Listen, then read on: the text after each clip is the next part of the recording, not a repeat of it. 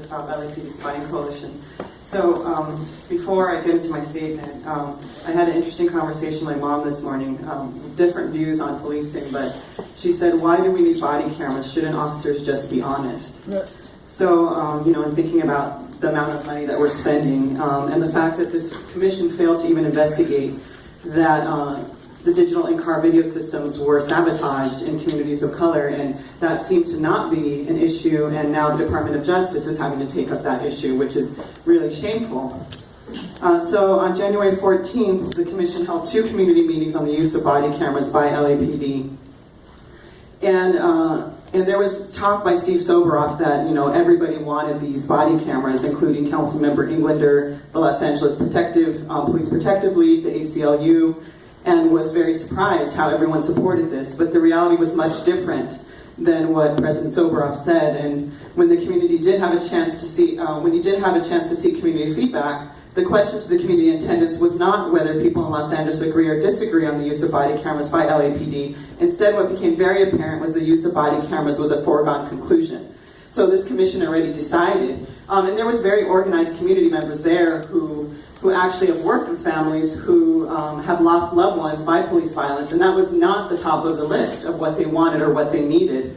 So a majority of the testimonies by community requested and rejected the use of body cameras. The Stop LAPD Spying Coalition members presented a 4-page report citing communities and academic research and law enforcement incidents showing the futility of body cameras. Body camera footage has not and will not end the impunity of law enforcement, the manipulation of video, and the ability of officers to turn cameras on and off. Digital evidence lies outside community control. Little existing trust with the LAPD to not tamper with these body cameras. Body cameras will only increase surveillance of community members. Body cameras only capture police line of view. And I think President Salzman also said we have the last question of where is this information going to go? You're going to eliminate the people behind you if you don't stop speaking. I know, but my last point was... You got a choice. You want the other people to speak, or are you going to hold it? Are you threatening civil? You can't do that. That's illegal. Are you so where's all this data going to go? That's what I want to know, and that's the fact about surveillance, is where is this data going to go? Next. Jesus Christ, who even listens to the community? So, Ralph, you're really pathetic on the day. My name is Hamid I Khan didn't of the South understand how this shit Spying was Coalition. I'm just reminded back in 2008 with the great fanfare that Zaragoza and Bratton launched the in-car digital car video cameras. And by 2011, 2012, 92 out of those 300 patrol cars were sabotaged and the antennas were intentionally broken.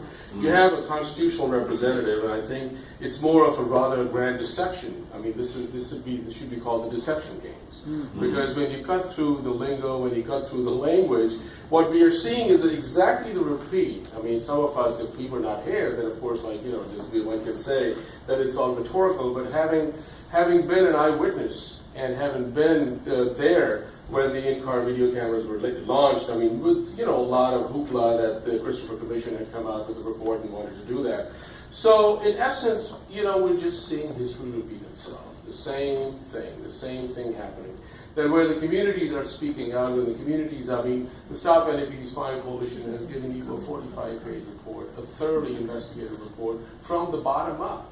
It does include academics. It includes the cops as well. It even has conversation with Chris Burbank, who is the chief of the police of Salt Lake City. And I'm just directly quoting from what he said, that body cameras don't prevent police misconduct or use of force. They're just an avenue to document officers' encounter with citizens, and in most cases capture the good work of police officers.